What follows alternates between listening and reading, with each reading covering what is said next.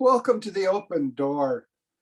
Jim Hannick here with fellow panelists Mario Ramos-Reyes and Christopher Zender. Today, we explore the philosophical and artistic legacy of St. John Paul II. Our welcome guest is Dr. Michael Healey. He recently authored a primer in the philosophy of John Paul II in his own words from En route Books and Media 2021, our sponsor. Healy has served as the Dean of the Faculty at Franciscan University of Steubenville and interim president of Ave Maria College. As a full professor of philosophy at Franciscan University, he specializes in the philosophy of the person, ethics, existentialism, and philosophy of religion. He has a special love for Kierkegaard, von Hildebrand, and Wojtyla, interpreted in light of the philosophia perennis. Let's begin, as we always do, in prayer. Come, Holy Spirit, fill the hearts of your faithful, and enkindle in them the fire of your love. Send forth your Spirit, and they shall be created, and you shall renew the face of the earth. O God, who has taught the hearts of the faithful by the light of the Holy Spirit, grant that by the gift of the same Spirit, we may be always truly wise and ever rejoice in his consolation. Through Christ our Lord. Amen. Dr. Healey, Michael, if we may. Yes, please. Could you tell us a bit about yourself and how you came to Franciscan University? Significant facts would be I'm married to a beautiful girl named Maria for 45 years, have 5 kids. I've been at Franciscan for 36 years. I got there by providence alone. Father Michael was looking for a new dean. He helped to try to renew the university. He became president in '74, was trying to renew the university largely through the charismatic renewal. But along about the mid-'80s, thought he needed to ground the whole charismatic renewal more in the faith, in the traditions of the faith, when looking for a dean with a background more in Catholic Orthodoxy. I was one of the ones that was interviewed and got the job. And I was curious about the charismatic renewal at the time too. So when I came for the weekend, I went to every charismatic meeting and mass and festival of praise that I could to try to absorb what their atmosphere was. And through their devotion to the Holy Eucharist and the Holy Father and Mary, I thought it looked pretty good. So we joined forces. I think you were right. Mario, what should you be asking him now that we have that introduction?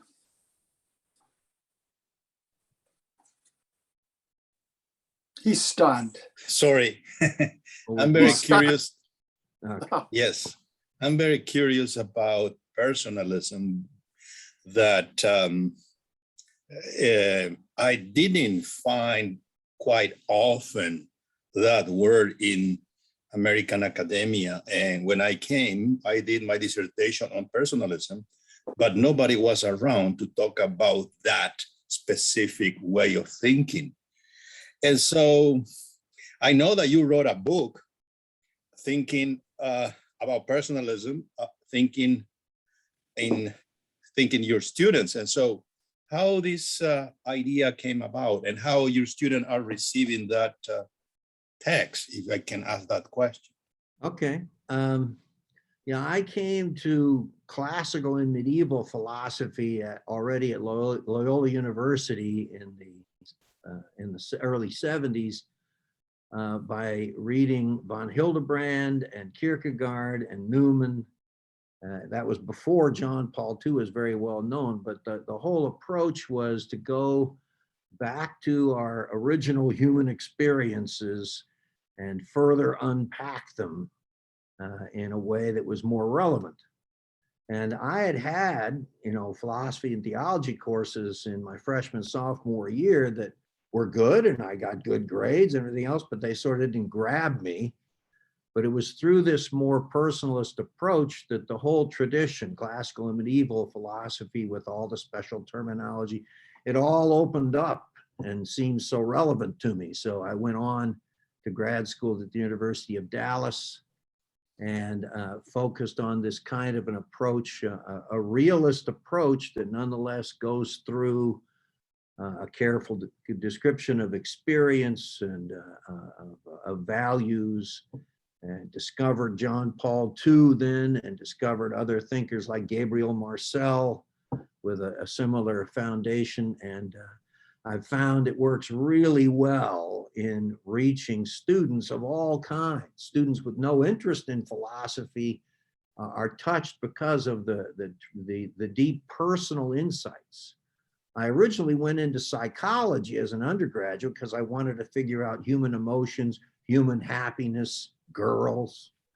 And I got confused in psychology with all the different approaches, behaviorism, Freudianism, humanism. I think our psych department here at Steubenville is much more healthy, but that's all I met when I was at Loyola. It was when I read von Hildebrand on man and woman and sexuality that I was like the greatest thing I'd studied in all my years at Loyola, and I went down that track. And so for students without a philosophical background, this sort of personalist approach really reaches them. And then I also find that students who come with already a great knowledge of or love of or tendency toward St. Thomas and the whole Thomistic tradition, because it's part of our Catholic heritage, they find that someone like Wojtyla can build bridges and enliven the whole tradition. So I find both the traditionalist kind of student and the modern kind of student can really be turned on by this sort of return to what's really given and rich in our experience. And that always involves marveling and wondering at the unsuspected depths of it all. So that's my initial shot there. We're getting the picture. Christopher.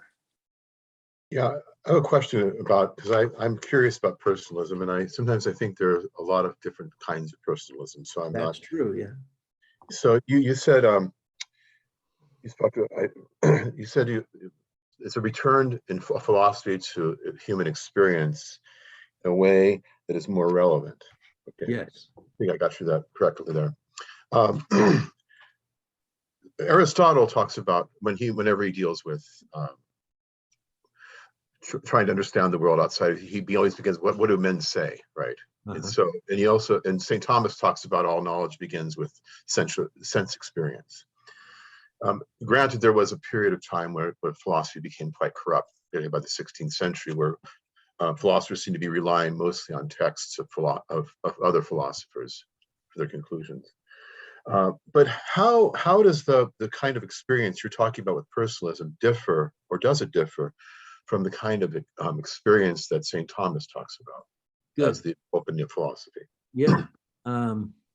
I think when I talk about a return to experience, or when what's called realist phenomenology talks about going back to the things in themselves, the real truth of that is just a breakthrough to the classical philosophical method. Reason has to be grounded in experience and what's really there, and be open to what's really there. That's already the approach of Socrates and Plato and Aristotle and Augustine and Aquinas.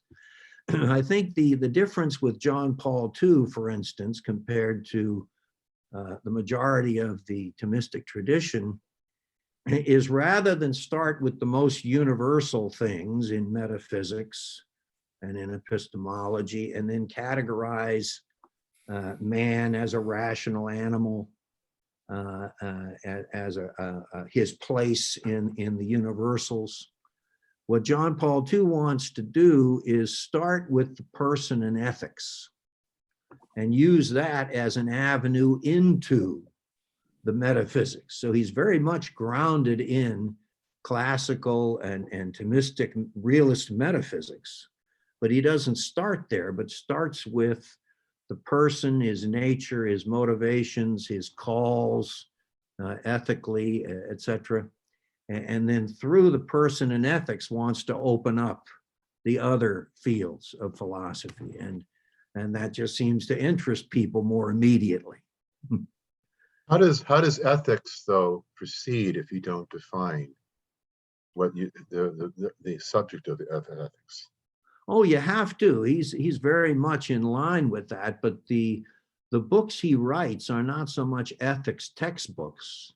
When he writes The Acting Person and when he writes Love and Responsibility, he's trying to, I think, lay the foundations again, explain more deeply what are the grounds for traditional ethical conclusions and church teachings in terms of like ethical universals, in terms of conscience, in terms of moral obligation.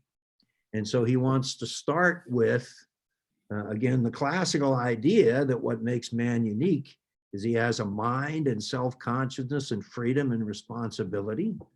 And he agrees with all that, but he wants to come at it from within the human person and show how our inner experience meets with those universal teachings and confirms them and brings them alive. And similarly with ethics, when he talks about the acting person, he wants to bring out within my own experience those moments where I know immediately my responsibility. He uses this phrase, it's translated in different ways. When I come to a moral situation where I realize I could do this, but I don't have to. I may follow the moral law and not snitch money to go play video games like when I was 11 years old. Well, it wasn't video games in those days, it was the old machine. I realize I can do this, but I don't have to. I can follow the moral law or I can reject it. And he says at a moment like that, we experience from within our own responsibility, our own call to goodness, which we can say yes to no to. And so I think he's trying to provide the inner subjective confirmation of the objective teachings. And so it's not a case of just universal formal teachings being somehow imposed on the individual by some monolithic church or by some ethical theory. It's rather, we can recognize from within, this is what the human being is called to, this is what fulfills. And so it's this interplay of the inner and the outer. And, the turn inward in philosophy, starting at least with Descartes, and culminating in false forms of personalism that sort of make a quasi-absolute about the consciousness.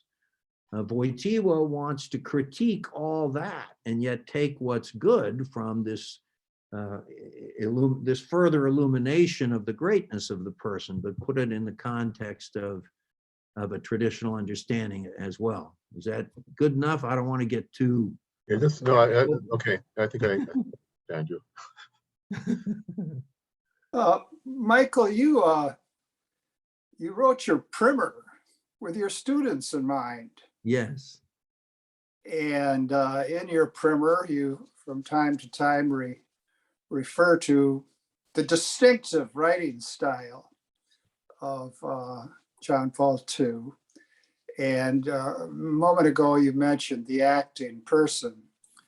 I can remember an introduction to one of his books, Ken Schmidt's, say that even though he had taught philosophy for decades, he wasn't quite sure what was going on in the acting person. Yes. And he had to do a lot more digging before he found the key or keys to it. Tell me a little bit about the academic environment in which your students are and how they didn't have your primer until just last year. How did they find the key that it took Ken Schmidt's a long time to find? Well, I started teaching a course in the texts of Wojtyla maybe at least 20 years ago, and I've taught it many times. And early on, when I was assigning weekly readings and weekly response papers to those readings, I saw the students were really kind of lost in the acting person. And so I started doing follow-up summaries after I'd read their response papers and saw what different directions they were going. I did these follow-up summary interpretations, and then that developed into the idea that I should provide some guidelines before they try to wade through it. And so I put together gradually this book, but I had earlier incarnations of it that were just photocopied. And then this is sort of the final product. What's interesting about the acting person is he, in some ways, he seems to try to bring the whole book along with him on every page. And so in every subsection, he's reminding us of the whole that's gone before and what's coming. Because like he doesn't want to deal with consciousness or will as if they're some separate things, but rather they're all grounded in the concrete body-soul unity of the individual. And so he's always coming back to these things. And so you have to be sort of very attentive to what's the new point he's trying to make in this subsection while he's bringing everything along. And then at the same time, besides that aspect, he sometimes makes sort of great leaps forward. He'll have sort of new insights that have not been fully explained out of what's gone before, and then he brings it all together again. So it's very dense. The joke among the seminarians in Poland was that if you don't study hard in the seminary, your purgatory is going to be to interpret the acting person for 100 years. And so even in the original Polish, it was complicated and difficult. And I think before John Paul II was able to fully put it in the final shape he might have wanted, he always was already named bishop and archbishop and other things. So it's kind of in an original form that's a little rough. And then the translation, of course, interprets it one or another way. And the first translation wasn't the best. And so Father Stitchin, who was John Paul II's collaborator, Father Stitchin and JP2 put together a bunch of corrections of the original translation, but they never made it before the first printing. So the edition I was using back until this new translation came out was also not as clear, but nonetheless, the version with all the written in corrections was published in the Analecta Husserliana, and that's the one I use. And so I do have all the corrections, but it's amazing that John Paul II had the kind of a mind that could write the highest level, most difficult kind of philosophical investigations, and then he could go out and speak to 2 million young people at a World Youth Day and get them all excited and enthused and understanding, you know. So he was remarkable in both directions, the highest level intellect and the greatest ability to reach people. I think that is a remarkable combination. Now you have a Loyola background. It's now Loyola Marymount, but there were 3 teachers in the philosophy department that used the acting person as a text. Not so often as you have, but there were 3 of us, and one of them, do you remember Carol Curley? Oh, yes. He was chair when I was there. He told me he used it for his freshmen. I was amazed. He told me when I was thinking of using it and finally did, he said, there is not a single example in this book. Well, there's some truth in that. Yeah, that it's really heavy philosophy and not a lot of corroborating examples.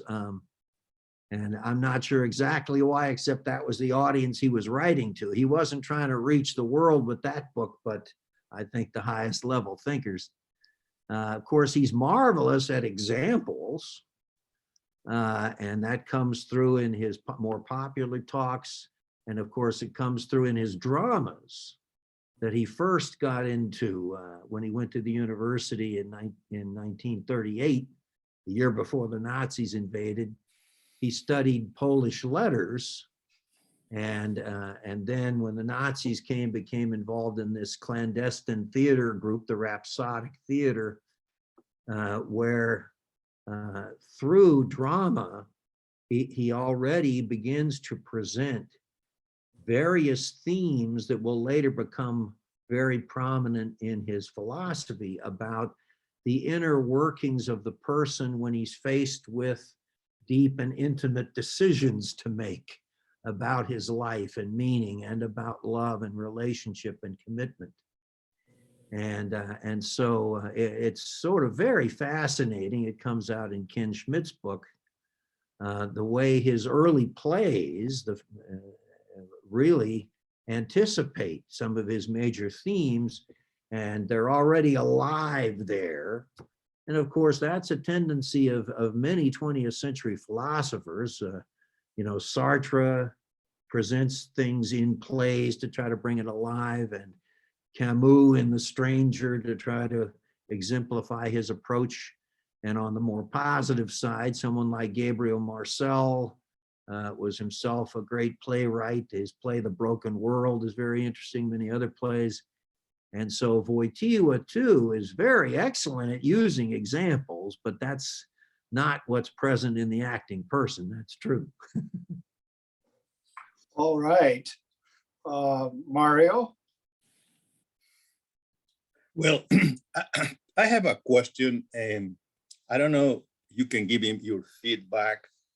Perhaps you disagree with me, but when I found the personalism of Wojtyla, it seems to me then, I'm talking about the 80s, that philosophy came as a way of life, not just a theoretical effort. In other words, as you said, you are not learning principles, you are not learning prescription, you are not learning a theory and then apply to reality, rather than begin with who you are as a being in the world. In other words, you are the one who are living the drama. You are the one who is in the world suffering all this situation, or loving, or whatever action you are performing there. So you are the protagonist of history. So that when you look at your own experience and try to understand and interpret it in the tradition of this person or this philosophy of the person, then you understand better who you are. Therefore, philosophy and faith, if you will, become one, integrated. And so philosophy then was not just a profession. Philosophy was not just something that you learn. Rather, philosophy is part of your own life. And therefore, philosophy has a meaning for you, and that's different from many professional philosophy who teach philosophy and their life goes someplace else. Now, I understood Wojtyla and many others, such as Louis Penn, the great Slovene philosopher, whose book we just use precisely for that. And even, I'm going further, but I don't want to go, I found a catechism in the church who used this method. And that method is the one who changed my life. I'm talking about Father Giussani, Communion and Liberation, begin with experience. Now, you can be accused of all kinds of things. You are a modernist, you are a subjectivist, you are a relativist, and so on and so forth. Now, am I correct in my assessment, or I'm just exaggerated that point? What is your reaction to that? very positive and very much in line with my own experience. And when I came out of studying 2 years of behaviorism and Freudianism and humanism in psychology, I was very confused.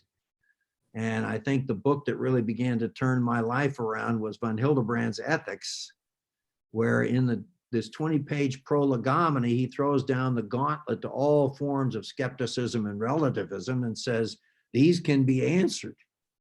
And then when I got into the book, his distinction between a response to objective value forming me and moving me compared to me just being drawn by subjective satisfaction was a huge difference to me. Is there really such a thing as objective value that I ought to be formed by?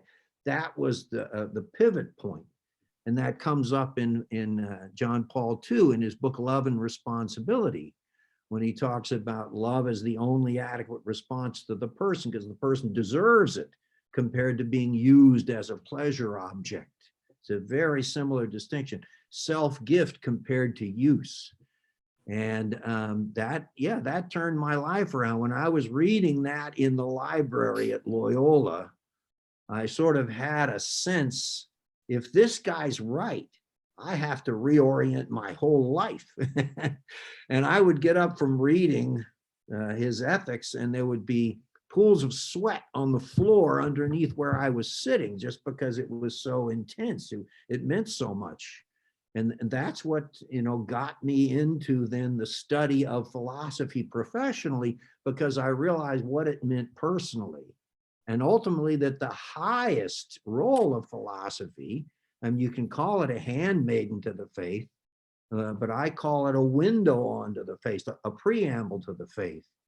If you can get over some of the sort of naturalistic, materialistic, reductionistic errors of the modern age philosophically, then you can really be open to the faith. Now, another point about that, it relates to John Paul II and some of his plays, and his whole experience with Poland and World War II. Some people fought directly against the Nazis and died in defense of their country.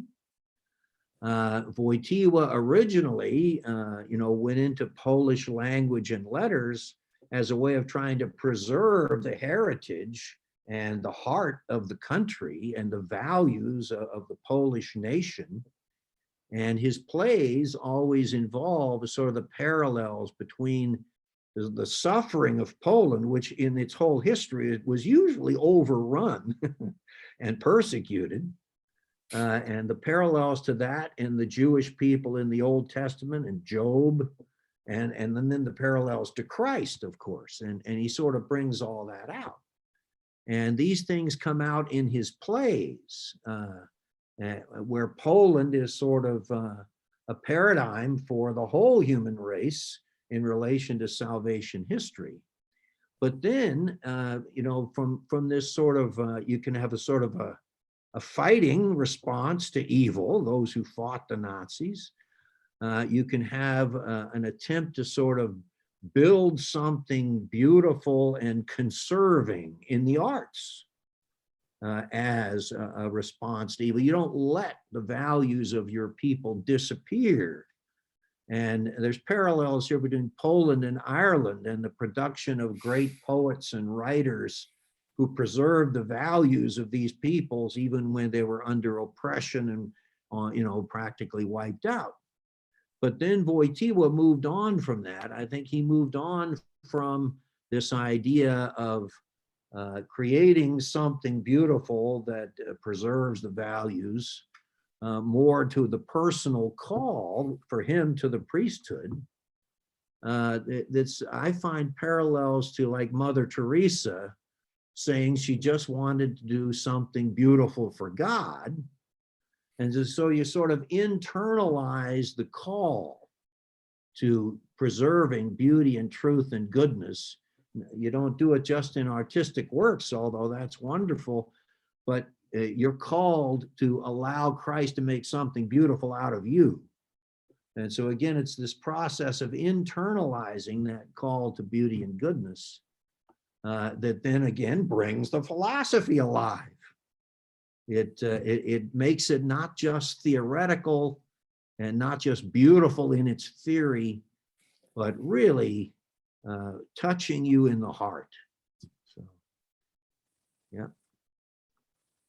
Christopher, what next? Well, in terms of, we was talking about beauty, and we were kind of apropos what we were talking about before with, in terms of the beginnings of philosophy. When you talk about beauty, and I don't mean to be relativist here, but I think a lot of people have very different ideas of what is beautiful. How do you go from that subjective point of what I see as the good, what I see as the beautiful, to the a more objective a notion of beauty? Or do you go from that?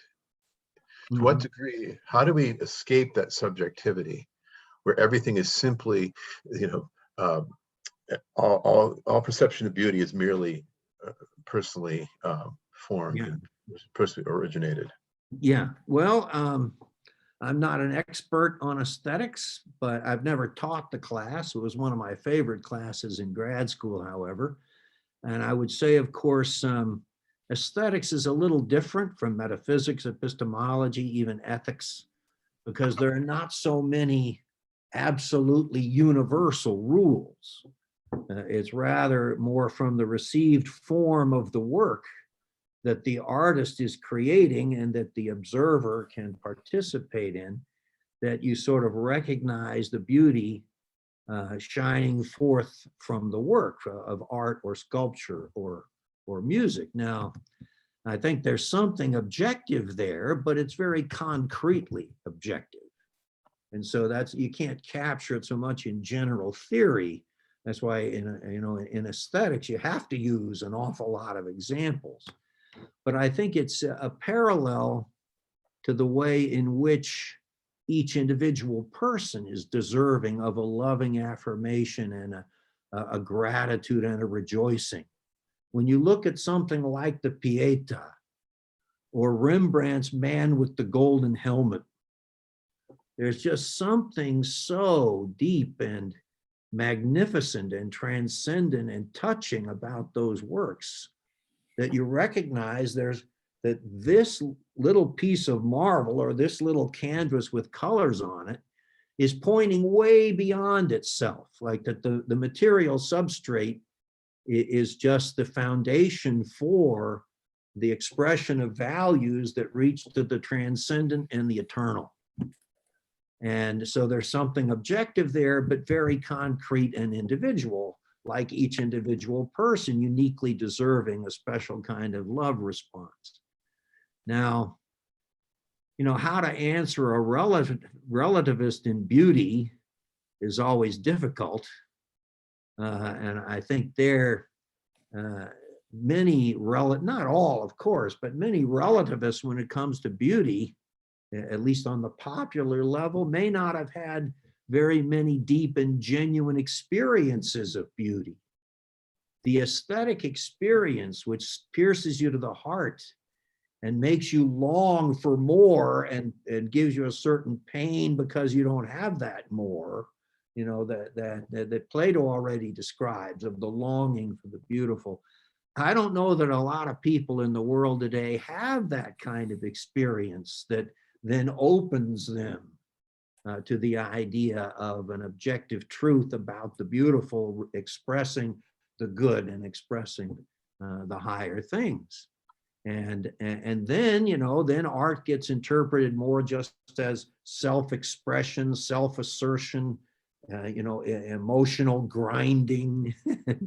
And I think that's the danger also on the level of human beings, that if our life is not stopped and turned around by a deep experience of value or beauty or love, then we tend to ride out on our own, powerful desires or fears or pride or selfishness. And sometimes we don't even realize there's something more there.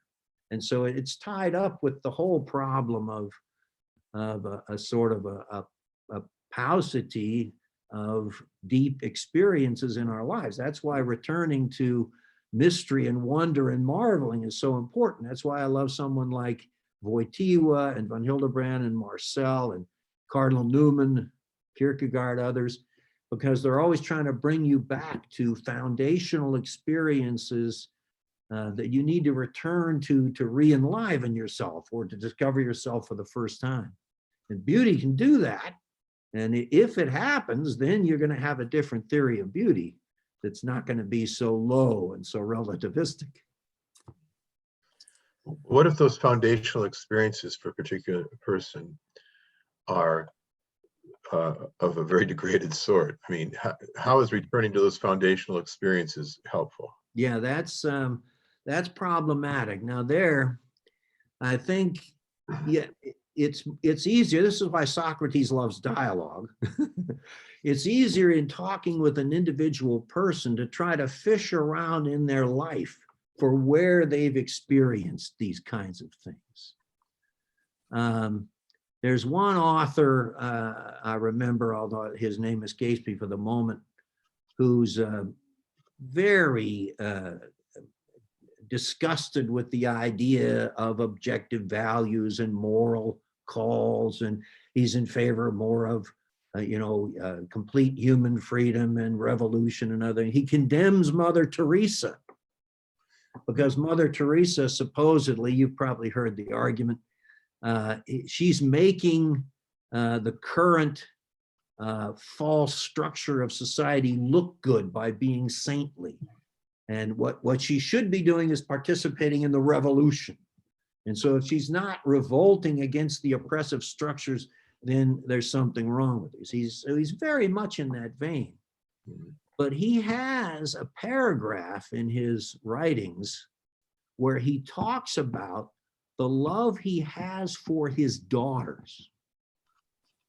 And it just sort of amazes him. He says that these two human beings are inside him in such a way that he bleeds for them. He would die for them out of love for them. And what happens to them touches him so deeply.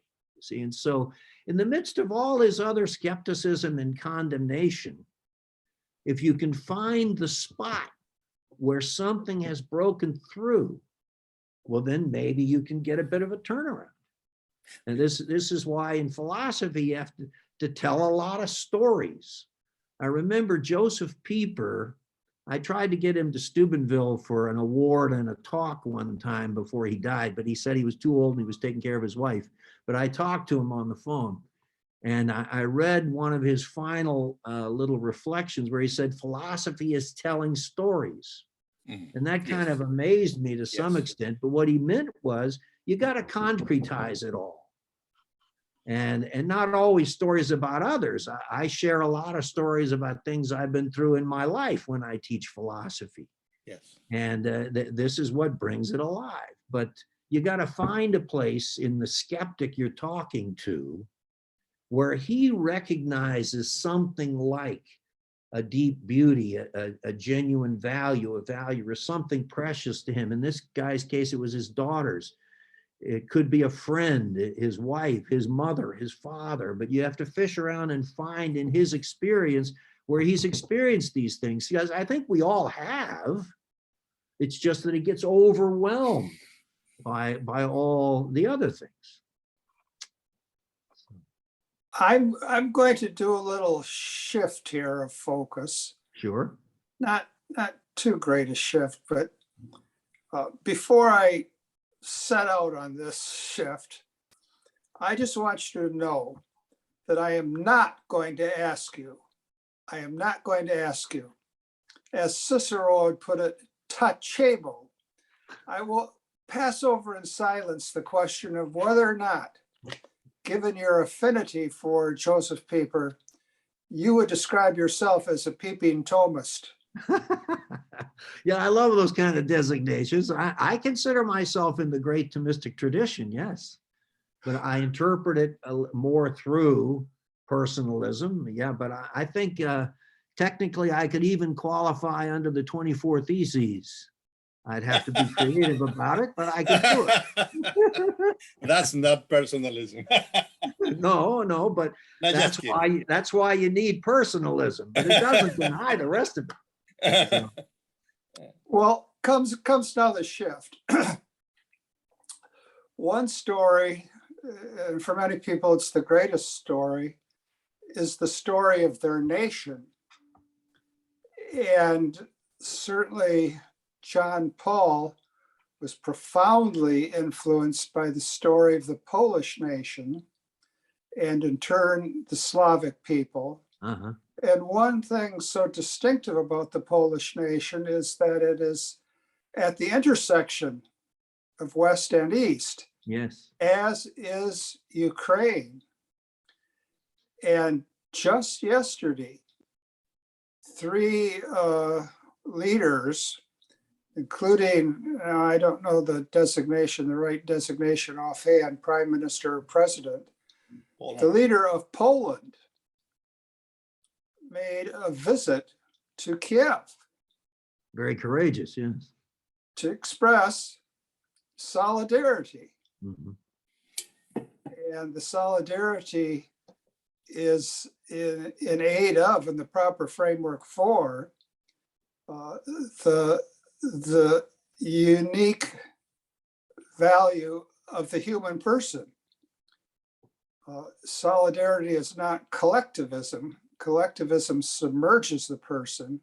Mhm. Solidarity provides the context in which the person can fully flourish.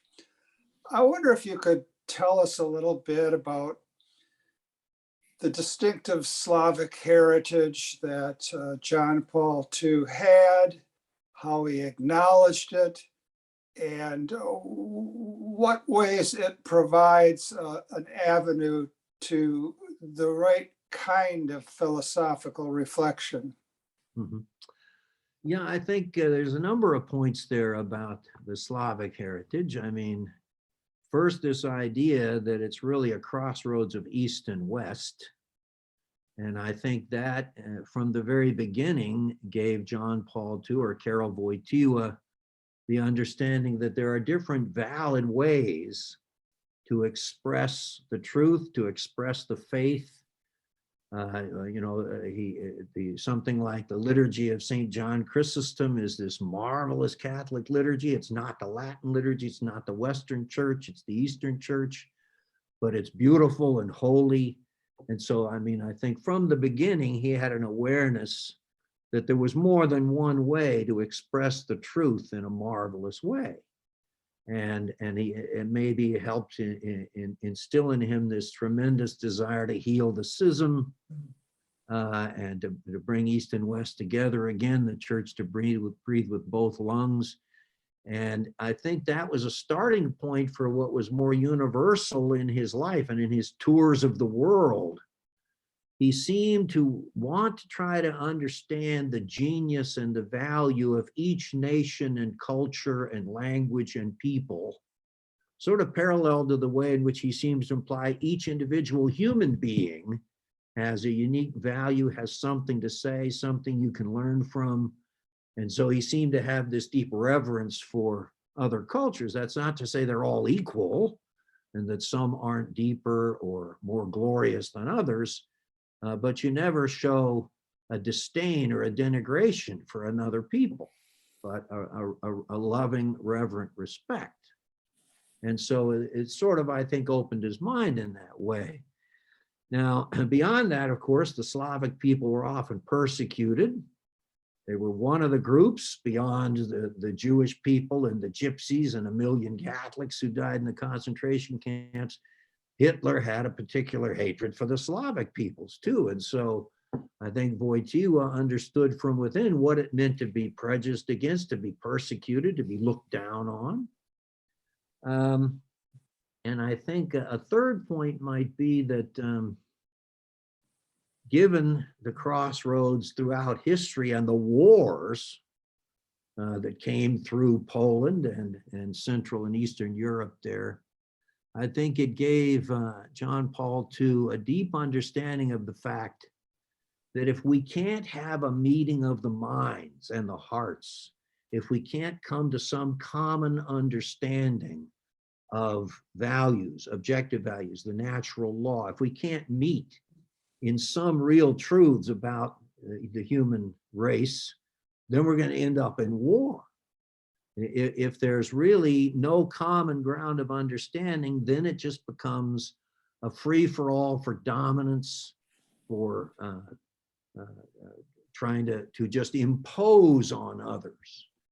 And so I think he developed a deep respect for genuine dialogue without giving away what you have. I mean, he was always, very respectful of other religious traditions too, as comes out in Crossing the Threshold of Hope, when he discusses Buddhism or Islam or especially the Jewish tradition. He's always deeply respectful of whatever truth there is in there. Like with Buddhism, at least they have a deep understanding of the contingency of this world. And he's always looking for things like that to affirm, even though it's very partial. And in Islam, the idea of one God, the idea of daily prayer 5 times a day, the 99 names of God, the beautiful names of God in the Quran. And yet he's never trying to equalize the religions. He says, there's a sad reduction in Islam, leaving God only majesty and never Emmanuel, never God with us, never that intimate relationship. And so, somehow I think through his early life and crossroads of East and West, and his friends from the Eastern side of the church, his friends growing up who were Jewish, he developed this ability to try to understand from within the values that others may be living on that are valid, even though they may still be limited and would reach their fulfillment if they could discover, the fullness of the great tradition of the teachings of the church. He never relativized, but he always showed respect for others. It's noteworthy, I think, that here in the United States, the church is changing its heritage in this way. We are becoming a church of Latinos, whereas in the past, we've been a European church. Irish, Italian. Nowhere is that more obvious apparent than in Los Angeles, California. Sure, yeah. Well, also at Steubenville, we have a large contingent of Latino students, and we started 20 years ago to try to prepare for that more with Spanish liturgies and other such things. And so, yeah, it's very much the case. And of course, we're blessed in America that the huge influx of immigrants is Latino Christians and Catholics, who are, much more compatible foundationally with, I think, the Western culture in its depth. It's also, this is like the time after Pentecost. It's also a rare parish in Los Angeles that hasn't had a Nigerian priest serve. Oh, yes. The same here in Steubenville. We have Nigerian priests come over to study with us for the master's degree in either philosophy or theology or both, and then they come into our parishes to help out.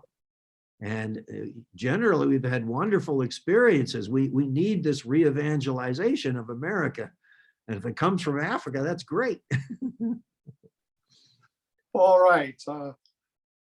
Mario, what's your next thought here?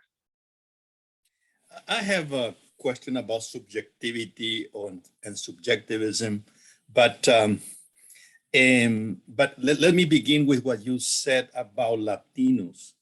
One of the phrases that John Paul II said when he visited Latin America, which was quite similar to what he said perhaps in Poland, is be yourself, which means, I think, if I'm correct, be faithful to your own culture. Mm-hmm. The word culture was the first word he used when he visited for the first time Latin America in Mexico, the evangelization of culture. In other words, human beings are not abstract beings, rather beings who live in the world, in their own culture. And if that culture is the one who originates the identity of the continent, big like that culture. Don't buy the whole thing of modernity, enlightenment, and all things. That's, I think, is underlying his views.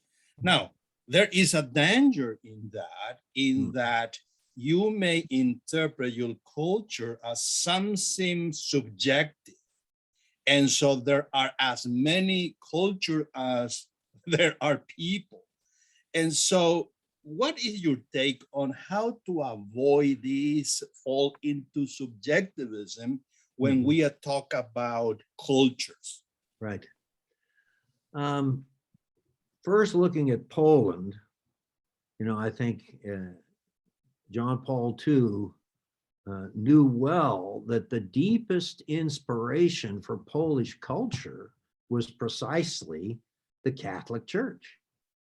That was the inspiration for the great cathedrals, architecture, art, sculpture, all the rest of it. And similarly in other countries, in France, in Spain, in Latin America, it's Catholic truth that people were living out and then were expressed in their own unique, concrete historical situation. That's the deepest inspiration for the culture. So when he stresses the culture, it's not in a relativistic way, but as grounded in the truth. And what's so important about that, this theme of truth within culture, is that the tendency in the modern world is to treat something like Catholicism, especially as brought from Europe to the New World, as just some kind of a false imposition.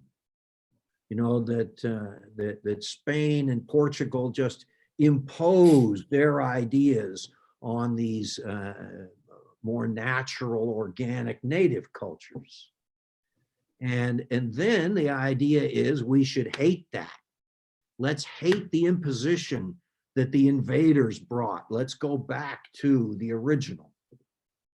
And yet, while it's true that every culture has its depth and its truths, every culture has its horrors and its mistakes. And that includes Western culture, tolerating slavery for so long, even though theoretically condemned. There's many things wrong with Western culture, but it's also true there were many things wrong with the various Indian cultures that did human sacrifice and other such things, and so it's not enough to just say, let's reject what's foreign and go back to our native Indian culture, because that leaves out the question of truth. And so I think what developed in Latin America, what certainly developed in Poland, and is still vibrant today compared to many Western countries, is this combination of the native people informed by the Catholic faith, and the Catholic faith helping to draw out from the native culture what's really valid in it. And so when the Pope speaks of being true to your culture, that's the unique creative combination of the universal truths about human nature and ethics, and the universal truths about God that are partly understood philosophically, but revealed much more through the whole Judeo-Christian tradition, through Catholicism. All that is what helps form and inspire the culture. When people live the faith, that's when the culture comes alive.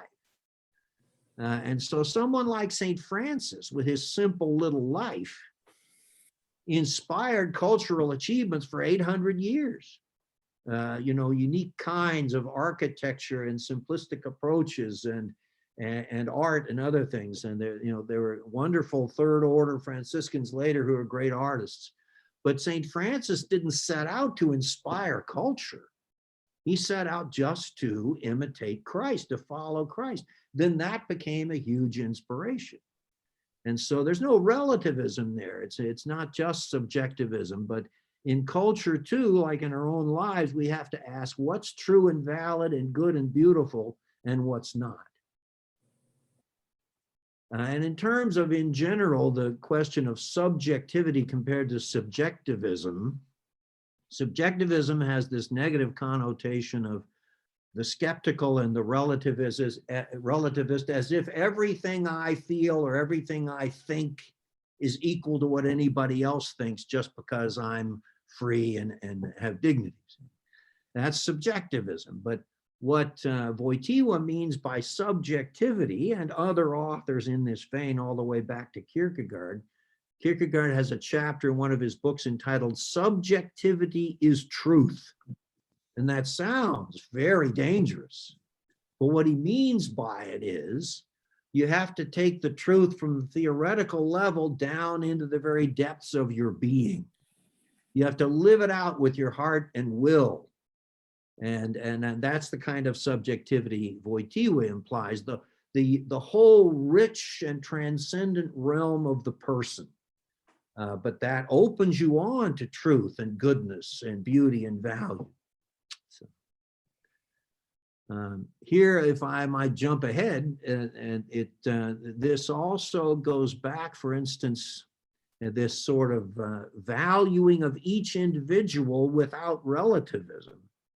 I think it also goes back to Wojtyla's interest in and immersion in Carmelite spirituality, which he was first introduced to by a layman, Jan Tyranowski, who was nonetheless a great spiritual. He was a tailor, but he was a great spiritual man.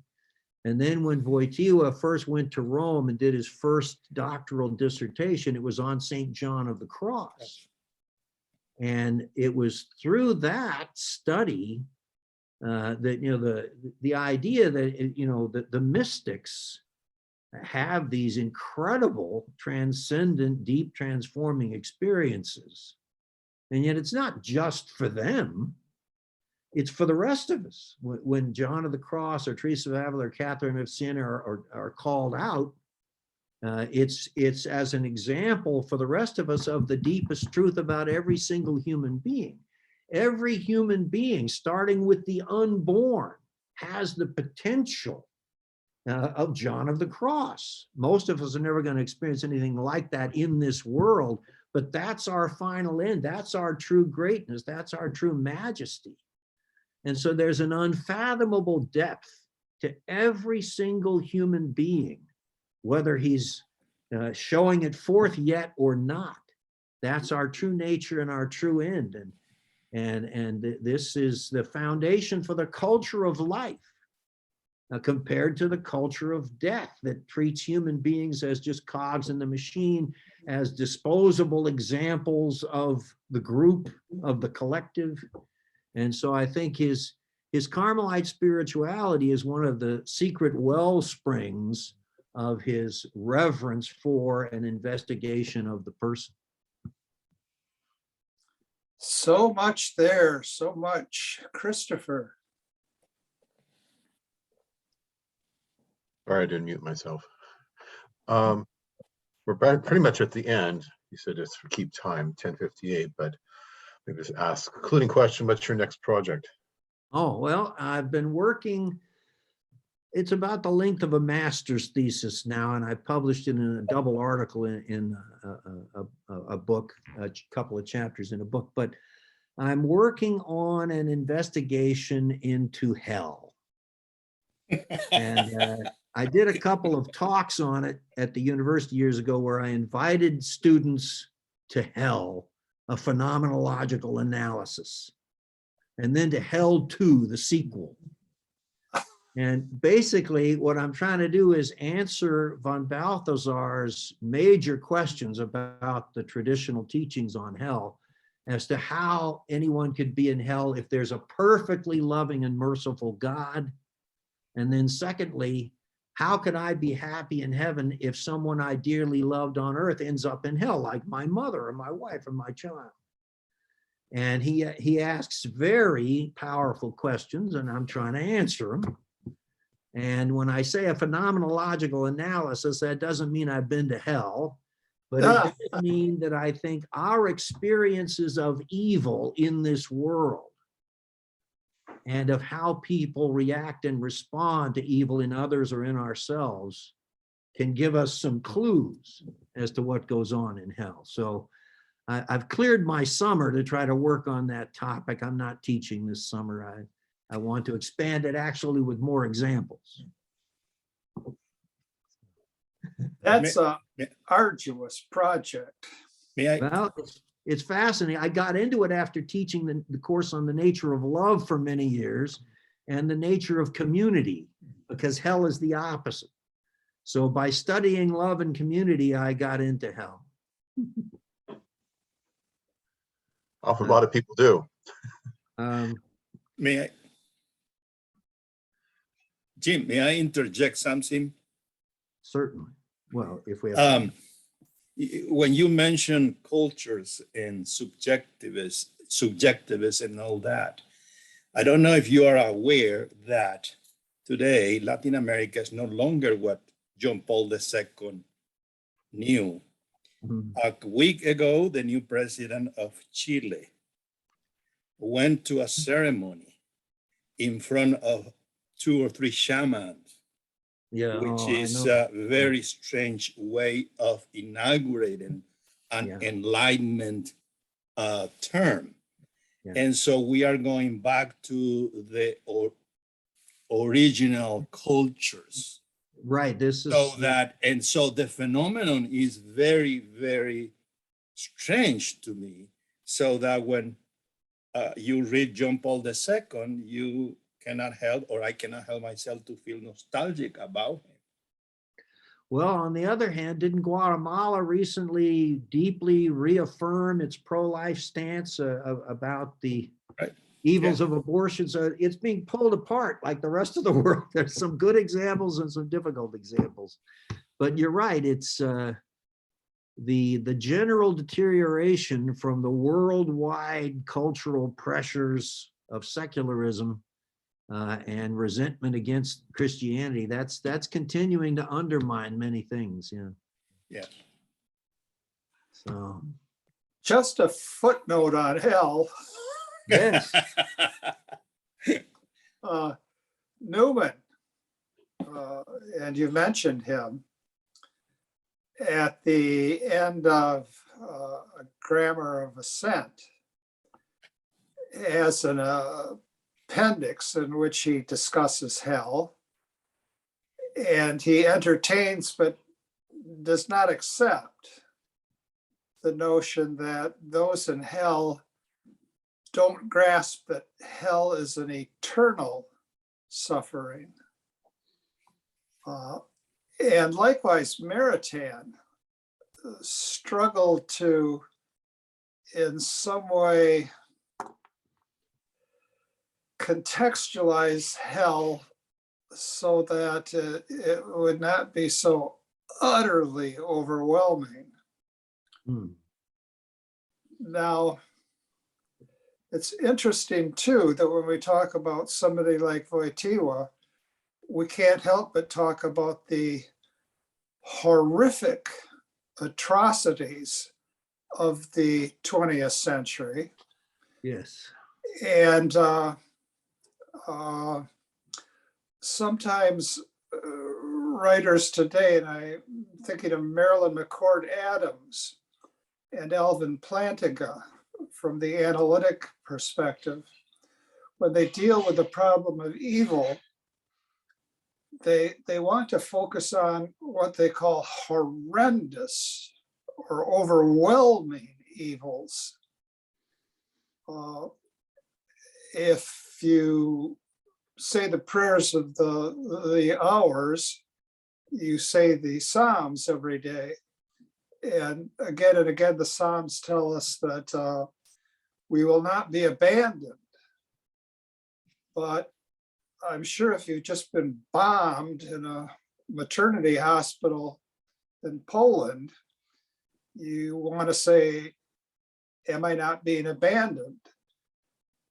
And all of this points to the extraordinary, powerful drama of the Christian life in the Yes. struggle against evil.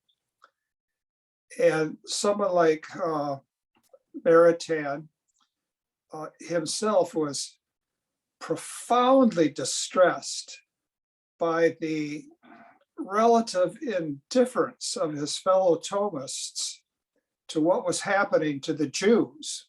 And of course, Raisa, his wife, was of Jewish heritage. And when we talk about hell, we try to bracket it in some way. And when we talk about the devil, we try to bracket that in some way. But the reality of the demonic cannot be overlooked. And it's to his credit, I think, that Pope Francis regularly draws our attention to the role of the demonic. Yes, and Pope Benedict to the Yes, Vatican. yes, and that's, I guess, what in Europe they'd call an intervention, not a question. Do we have a minute or two for me to make 2 points about hell? Yes, I think we're coming to the close, but please do. Well, on the one question, von Balthasar implies that hell is just incompatible with charity, and that the physical pains and the way it's usually depicted is just terrible and not to be accepted.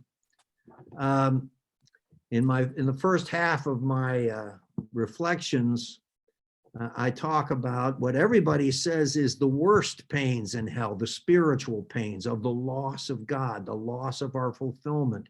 Every part of our being is ordered toward God, and we've gone the other direction. We're ripping ourselves apart spiritually. We're utterly alone, even if there are legion.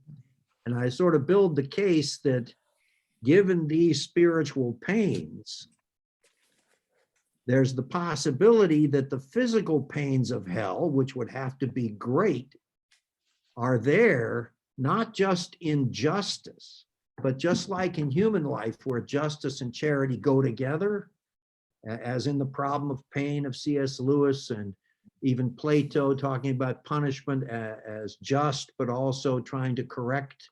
Well, there's no chance of correcting in hell, so where could charity play a role?